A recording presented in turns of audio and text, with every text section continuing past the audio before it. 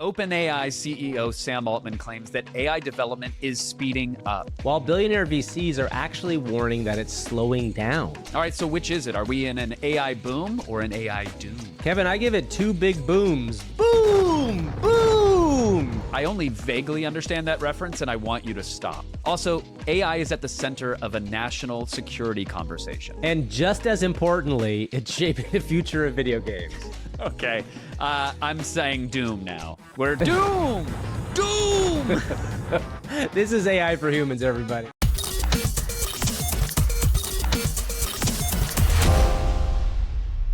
Okay, everybody, there are some very big stories this week in the world of AI. First and foremost, we are going to be talking a little bit about how the election will influence the AI world going forward. But before we get into that, OpenAI. Before we get into that, I don't know what your politics are. If you're listening to this, please get out there and vote. Everybody can make a change. I was in line early this morning, Gavin. People wrapped around the block, some saying they were only there for the hot dog and soda combo, that I had to be a member to get inside. Ridiculous. Are you talking about the Costco guys still? Is that what we're talking about here? I was in line at a Costco this morning, yeah. So that was the bit. I want to show this little video of what Sam Altman said in London last week at OpenAI's Dev Day. Kev, take a listen to this. I think in 5 years, it looks like we have an unbelievably rapid rate of improvement in technology itself. You know, people are like, man, the AGI moment came and went, whatever. The pace of progress is like totally crazy, and we're discovering all this new stuff, both about AI research and also about all of the rest of science. And that feels like if we could sit here now and look at it, it would seem like it should be very crazy. And then the second part of the prediction is that society itself actually changes surprisingly little.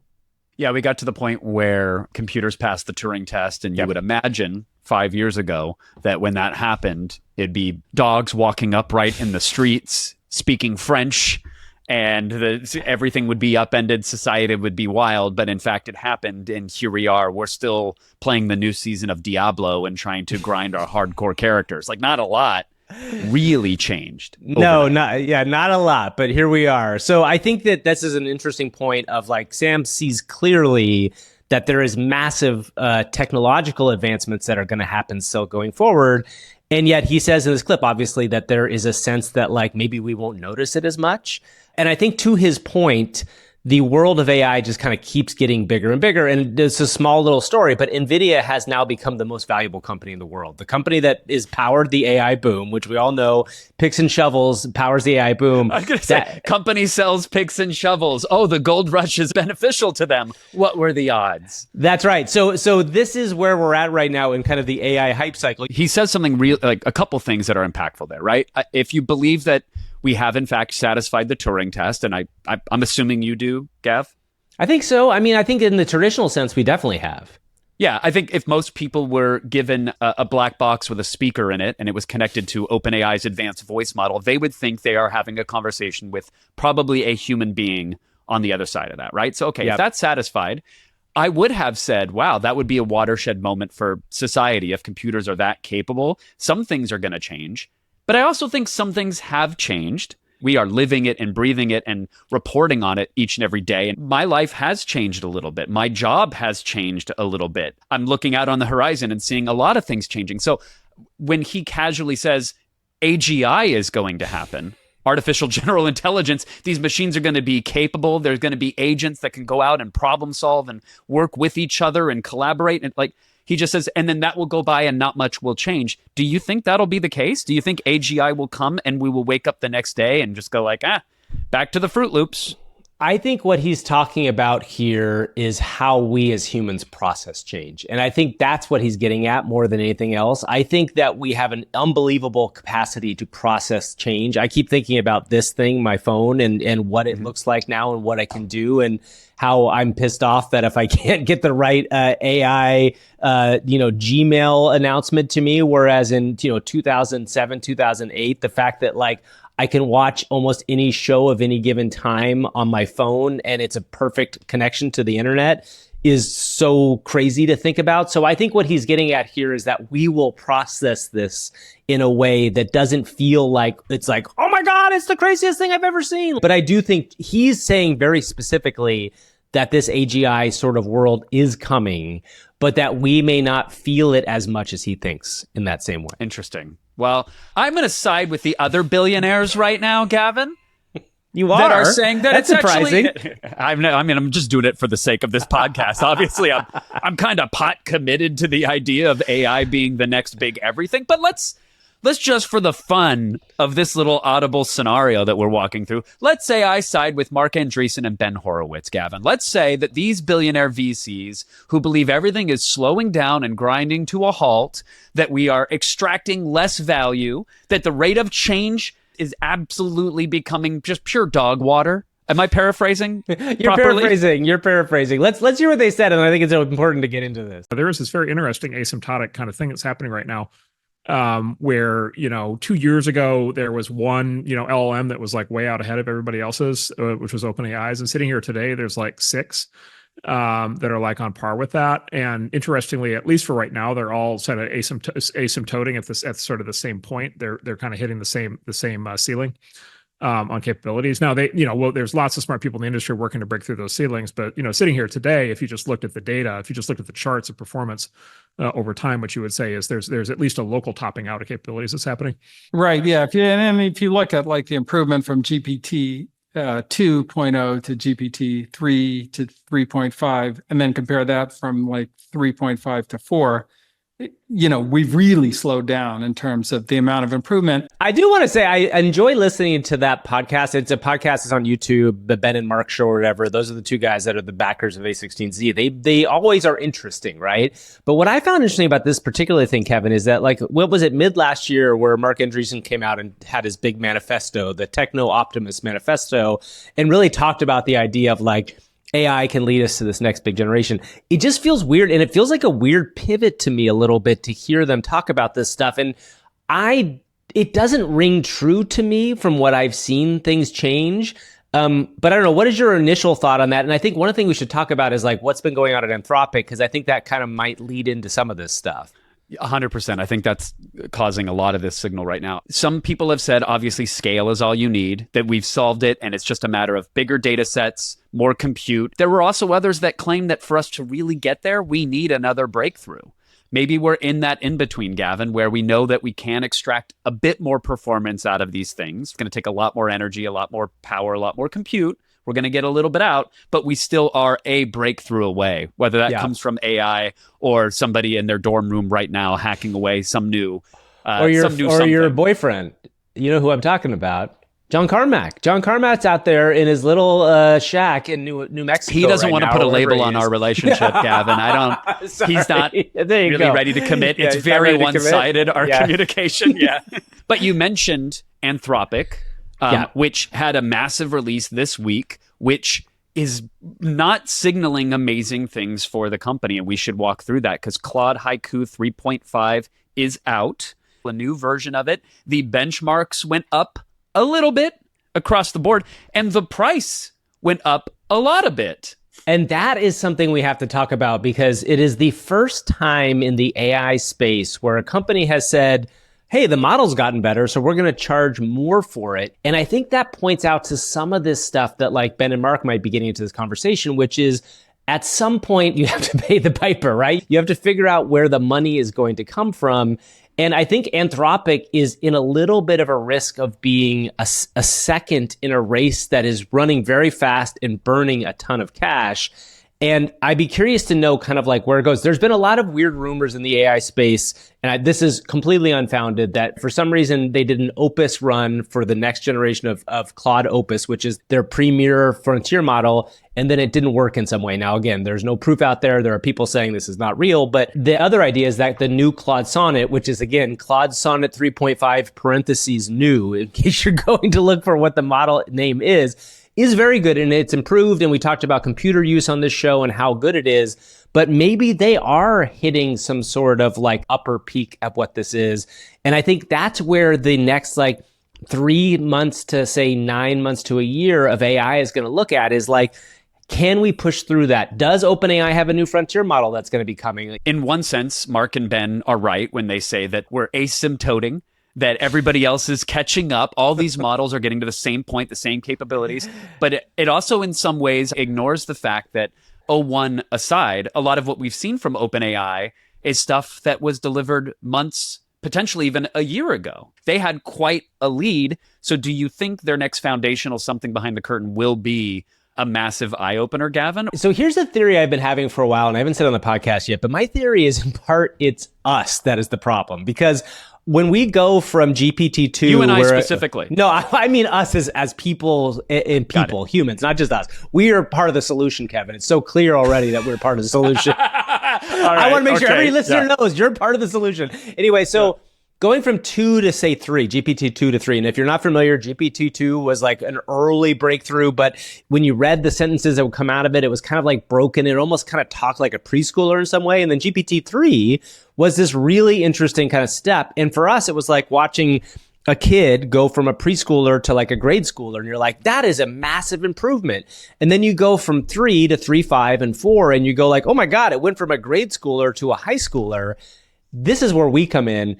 O1, I don't think I have pushed O1 where it can go, right? Because I am not a physicist. I am not You're not using it for your research papers, Gavin? For your theories on quantum physics and what exists within a quark? I tried to use it on my classic benchmark, the Gavin benchmark, which is fighting 64 beasts against each other to see which one wins. And it gave me basically the same result that GPT-4o did. It thought about it for 2 seconds and spit it out. So I think this is what I'm saying is, it's really hard for us to now see the further advances. And this is why agentic AI, the idea that an AI will be able to go out and do stuff for you, is interesting, because instead of it being that the AI is getting smarter, if the AI gets more capable, that feels like it could be a step in the right direction. Kevin, now we have to talk about kind of the elephant in the room that just happened here, which is we have entered into a different world now, right? In the world, at least in America, with the election that went down. And I think there's a lot to be said about what this new administration will look for in this world. Not too long ago, the titans of these industries were begging for regulation. And many assumed that this was to stop competitors from propping up overnight, from training their own models. Now, some are saying, no, this is great because there aren't going to be regulations. In fact, there's been a signaling that the Biden administration, who said that models above a certain size or a certain capability will need to be regulated and report to the government and have guardrails put in, et cetera, that's going to be rolled back. So let's talk boom or doom, Gavin. Do we think that the political fallout from the events of this week are going to be a boom or doom for AI?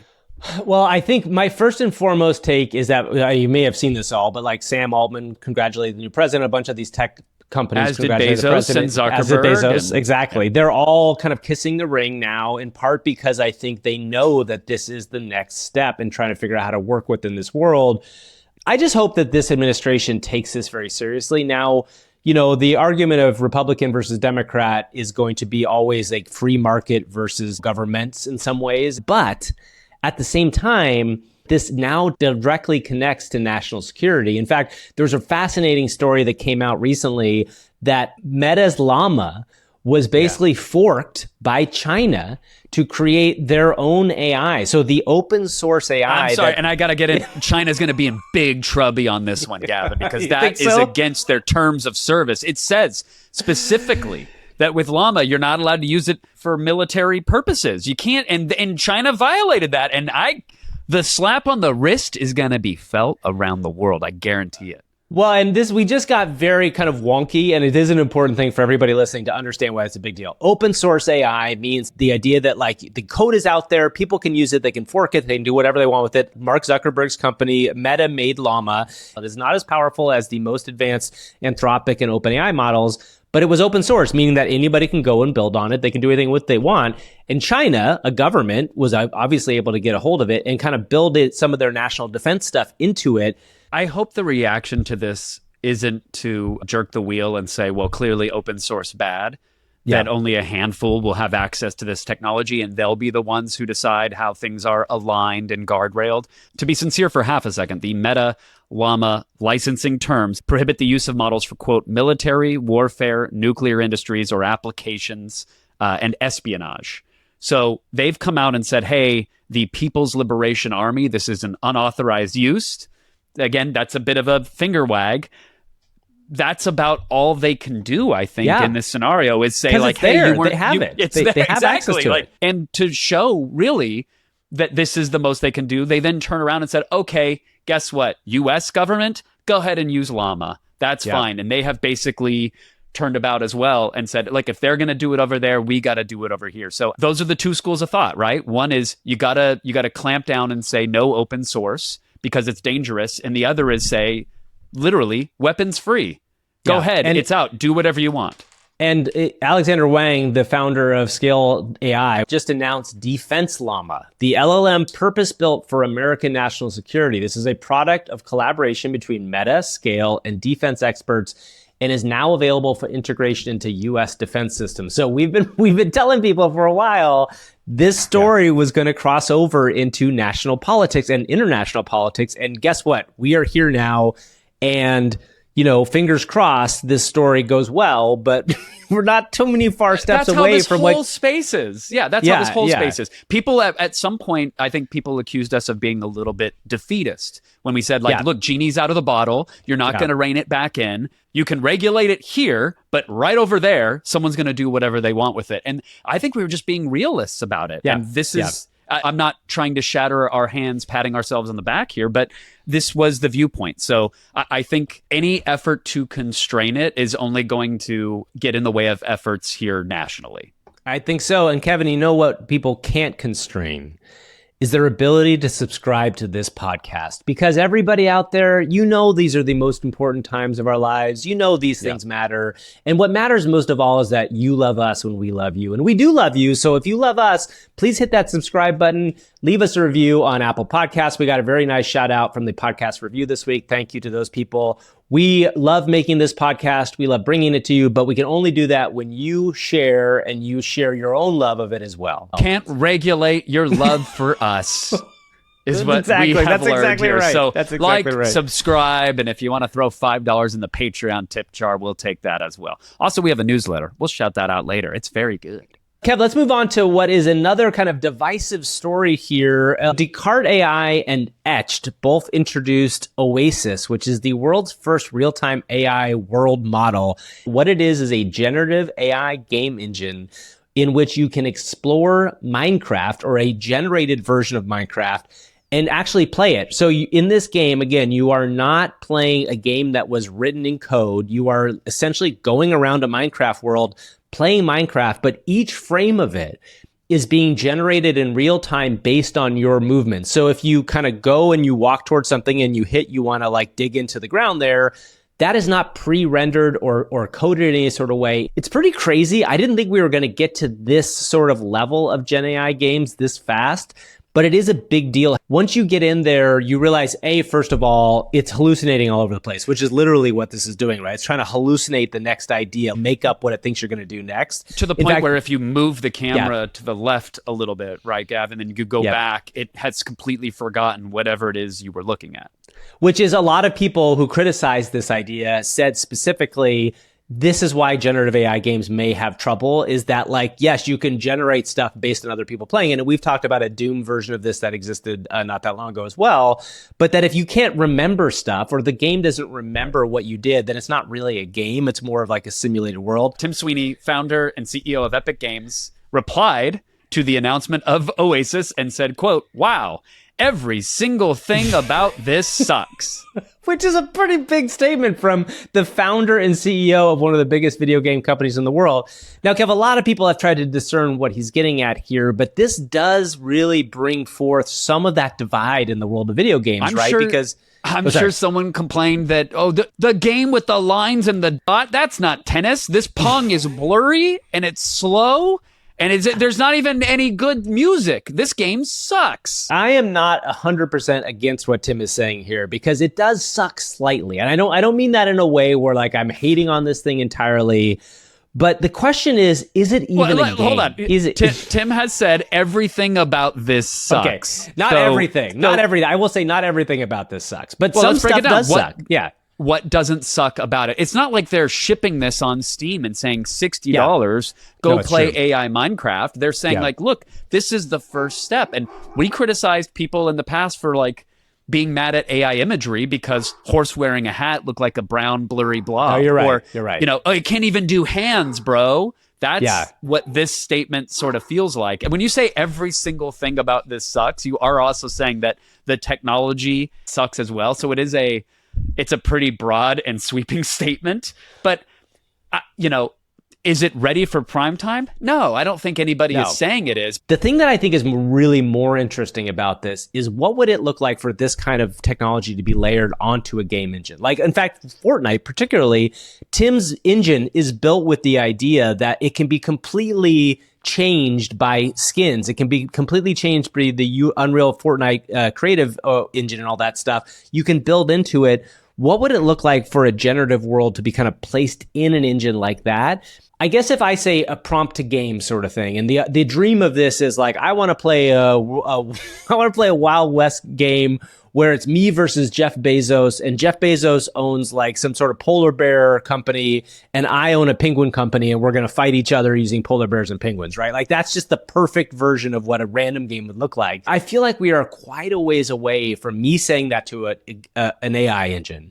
And suddenly the AI can just spin up that idea and have it be fun. The guy from Sequoia who invested in this game responded to Tim Sweeney and said, like, come back to me in 5 years and we'll talk again. So in his mind, that's like a 5-year window. And maybe 5 years is the time where we get to the place where a game can be prompted by a person. There's going to be a transition where traditional game engines like Unreal or Unity are going to pile AI features on top of them that will let you style transfer your game and add all sorts of effects or whatever. I think about those Grand Theft Auto videos where people are piping footage of old GTA 3 and 4 into Runway and making it look super amazing and it's gorgeous. It's like, yeah, of course. Yeah, let's get that with better consistency and it'll be a huge value add. We're going to see AI bolted on to traditional engines in the near term and people will be okay with that. And then eventually we'll see, I think, a full AI engine where it's mostly AI with a little bit of the existing engines that we know today bolted onto that. And it'll slowly probably start to change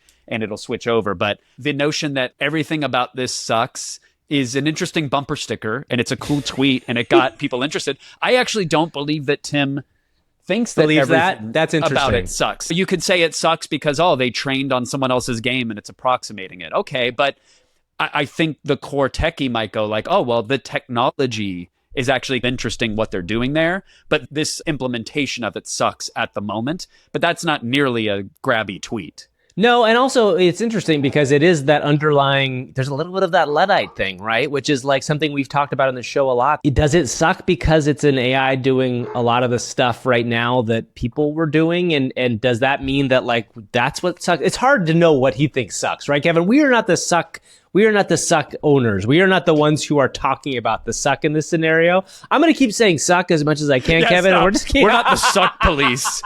I wish we were the suck police. Okay, let's move. I think we now have to transition because it changes each and every week, but it's time to take our caps off and waggle them around and say, hooray for Hollywood. Hooray for Hollywood. AI for humans and Hollywood. Da da da da da da da Hollywood. Hooray for Hollywood.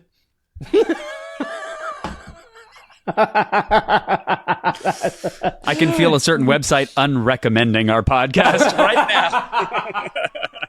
We're punchy today. We're punchy. It's an interesting week.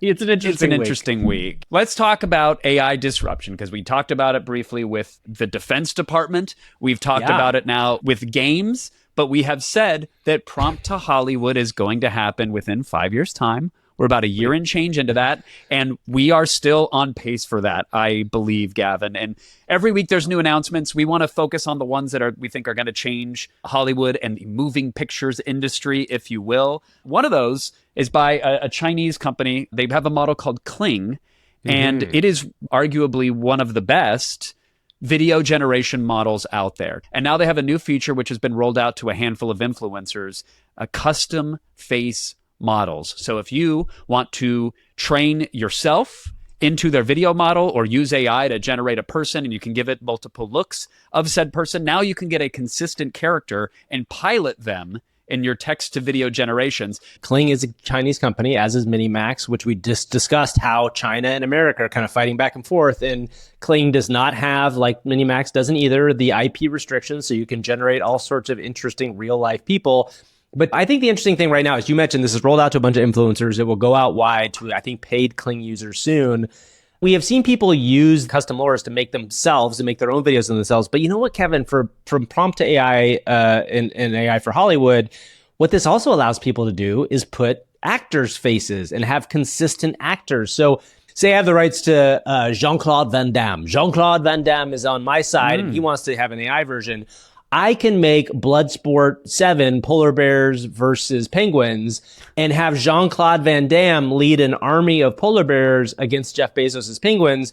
And I can make that happen because now I have a facial Laura within a motion engine. I guess the saving grace to stop someone from taking your likeness and making one of these video models is that it does require several clips to train their engine, and they need to be of the principal person in different lighting conditions from different angles with no other faces around. But if there's enough media of you out there in different lighting conditions with nobody else in the frame, conceivably someone could make it. And therein lies the rub. As you mentioned, this is a Chinese company, which, as of what we're able to see right now, isn't particularly respecting rights holders. And let's talk about an American company now, Gavin. We love Runway. It's simple. It works. You can get some powerful results. And they just gave users control over the camera of their generation. So Runway Gen 3 has been one of the most interesting products in that they have been rolling out a lot of additional features to it. The video they released was this really interesting video where you can see one character, a woman with red hair, and they kind of goes in different directions to her right and to her left and like kind of above her and below her.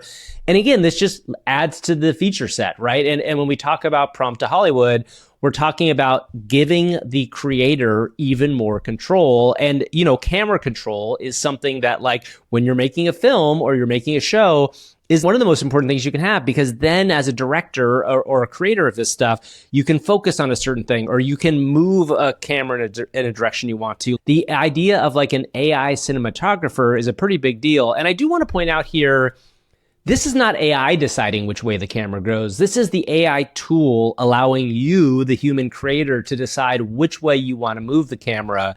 And that is like an empowerment thing, right? And I think that's why, Gavin, to us, art is about making choices. And Yes, now it we is. have another choice to make with the tool. So is generative AI slop becoming art right before our very eyes?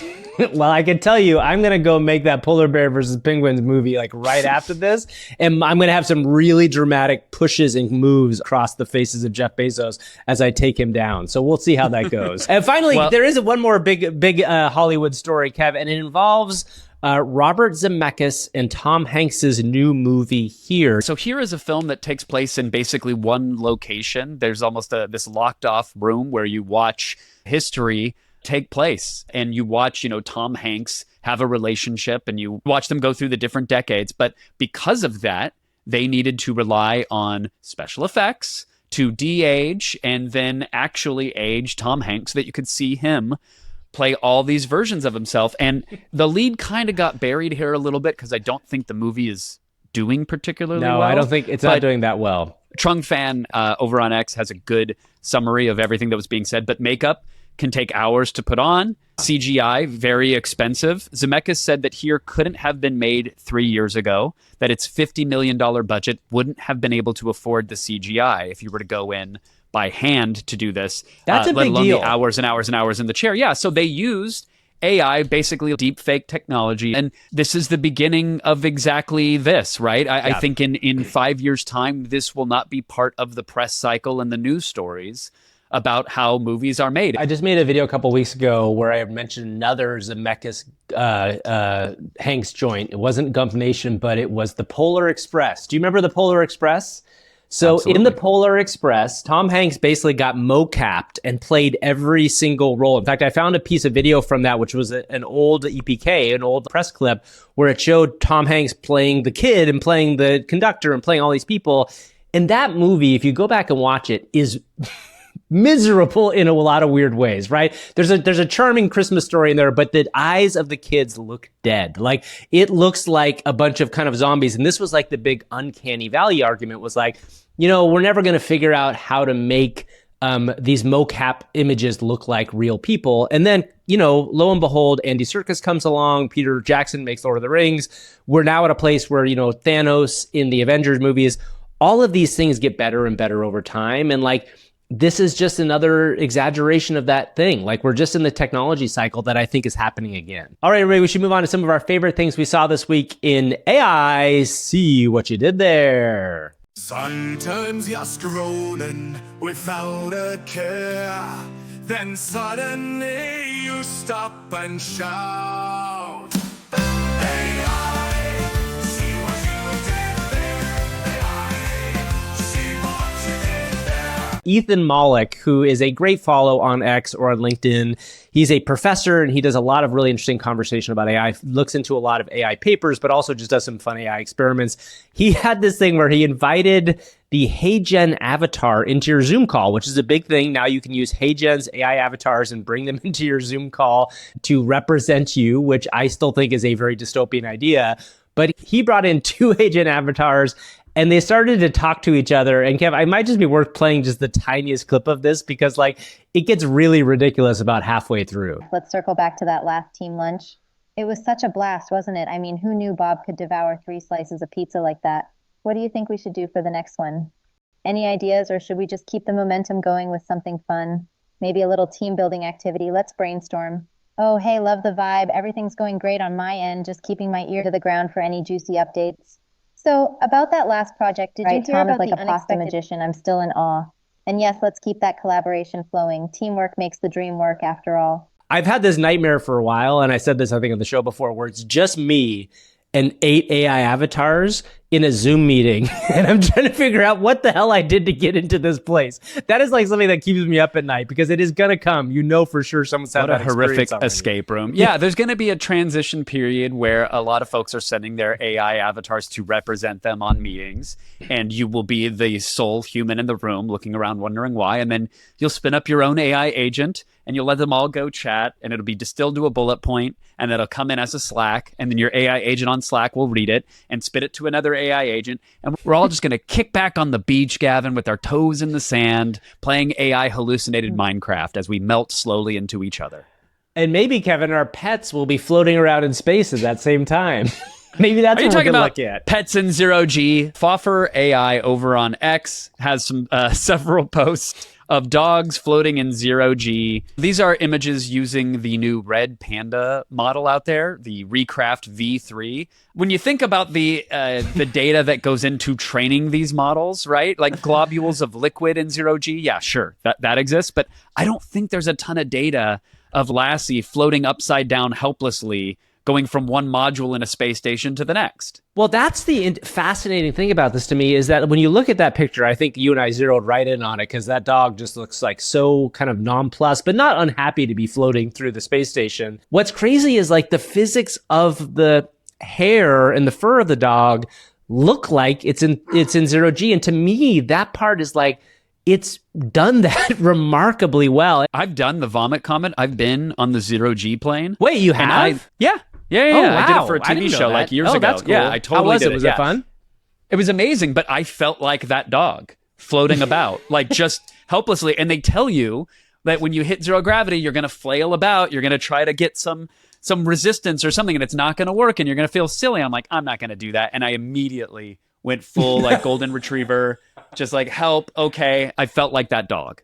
Wow, that is crazy. So, Kev, I saw what might be my favorite AI video to date, maybe other than neural vision stuff. Yeah, I love this video because to me, this is one of those weird things where there was a great video that came around a little while ago, these guys that made the pyramids, like this black and white video of these giant jacked up guys that look like they made the pyramids. And somebody saw that and decided to tell us why Gordon Ramsay actually made the pyramids. So if you're just listening to this, you're not watching it, this is a jacked Gordon Ramsay in black and white, building the pyramids, putting the giant bricks on his head, walking around. But what I love about this is it's like the promise of AI video is that like somebody saw that other pyramid video and said, I can do one better.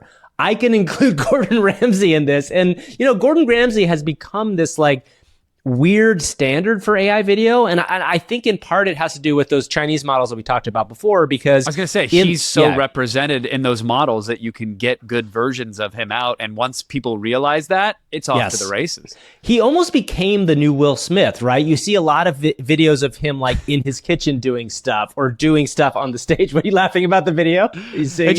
All of this sounds so ridiculous to me. I try to, when we do our show, take just a half step back and listen as if you have no context on this world. You're and right. You're just like, I'm sorry, and like in the last sorry. 3 sentences, it was like, and it's not your fault. You're doing a great job. It's just, this is the weird, bizarre world that we're in right now, that you're like, this is the promise of AI video. And on my screen, it's a jacked Gordon Ramsay running around, throwing blocks everywhere. And then you're like, he almost became the new Will Smith eating spaghetti. Welcome to the podcast. If you're new, this is our world. This is the world we live in. So, Kev, something not interesting everybody's about happy this. about this, though. No. I was going to say something really interesting about this. We've been covering AI now for a while, a year and a half on the show. A long while. And early on, there was a different star that thought he was going to be the face of AI. We really tried to kind of get him out there. And, that's our friend Guy Fieri. And Guy Fieri is somebody who we've worked with on this show, not in real life, but the AI version of Guy Fieri. And we've tried to kind of bring him forth. And we thought it might be worth interviewing and bringing Guy Fieri back to chat a little bit about what he feels that Gordon Ramsay, who is ostensibly a competitor to him, has leapfrogged him in this AI world. Gordon Ramsay is the poor man's Guy Fieri. Everybody knows that. We all know Everybody knows that. Yes. So let's see what AI Guy has to say. AI world, listen up. It's Guy AI here, and let me tell you, I'm about one more Ramsay fanboy AI away from torching the whole kitchen. Flavortown's feeling like a cold casserole with all these quiet, chill personalities. Where's the sizzle, the spice? Stick with me, and I'll show you I recipes packed with digital donkey sauce and coated jalapeno poppers. Buckle up, because we're about to deep fry the whole dang Kevin, algorithm. we should never have brought the words digital donkey sauce into the lexicon of the world. That is our fault now. I think of the scene in Bill and Ted's Excellent Adventure. I think it was in the second one where they're doing the guitar strum that united the world. Yeah. I think that's going to be digital donkey sauce. I think people are going to look back to this moment in time and go, those two, they were onto something. Let's dig in. Gavin, we platformed him. We might as well ask a follow-up. Exactly. What does he think he can do to get himself essentially pointed above where Gordon Ramsay is, so he can kind of parabola above and then maybe fall down later on like the vomit comet? You want to know how I bring the heat back to the top? First off, I don't just serve up answers. I serve them with flames. Ramsay can keep his precision and refinement talk. I'm here to scorch the scene with insane combos, like a 5-layer deep-fried AI burger with a drizzle of binary-infused bacon grease status. Ugh. I'll be the only AI chef dropping recipes no one dares to even dream of. Jalapeno-infused data bites. Jalapeno, is that his new pronunciation? And yes, a lasagna made entirely out of spicy ram chips. I'm not just AI, I'm AI explosion. Wait, what is a ram chip? Is that a thing? I don't know. No, none of this is. I'm confused. I was like, he means like computer RAM chips. He wants to not make the a lasagna. animal RAM. Yeah, no, random access. I thought we were looking at some sort of dangerous animal thing going on here, but no, we're that would about make RAM some chips. sense. What I want to know before he goes away, I want him to do like a real kind of rant. I want him to do like a calling out of Gordon Ramsay AI. I want him to be you want like, him to cut like a WWE wrestling promo that's exactly against right. Gordon Like Ramsay? I want him to get up and angry about this, because he's got to get a little bit more active in this space. Like, he's been laying back too long. AI Guy Fieri has to be involved, and I want him to feel like what he's got to do to call out Gordon Ramsay. All right, enough's enough. Ramsay, you crusty crumpet, listen up. I'm coming for you, and I'm bringing the whole deep-fried, double-dip force of Flavortown straight to your front door. You think you're the AI chef king? Nah, you're barely a side dish in this main course.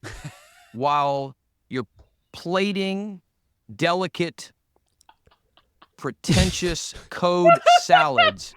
I'm out here slinging flavor grenades, He's dropping bringing it up the cue algorithm atomic cards. bombs loaded with jalapeno juice and digital dynamite. You're all about refinement. I'm about blowing the circuits. Shut him off. Shut him off. Shut him off. I want him out of this. I want him out of this building. I want him out of our home. I want him out. I don't believe he deserves to be the number one. Squinting through his amber-colored goggles. He's still talking. He's still talking. I killed him on this end. We had an interesting experience here today with AI Guy Fieri. I don't necessarily think he deserves now to be at the top. I guess, Kev, should we ask him one last question before we go? Nope, I don't think we should. I think hashtag goodbye guy. If you want to get it trending, by all means do it. We'll see it in the Discord. Goodbye guy. Goodbye, He's guy. never coming back. Goodbye, guy. Goodbye guy. We hardly knew you. Go to AIforhumans.show and sign up for our newsletter. Bye.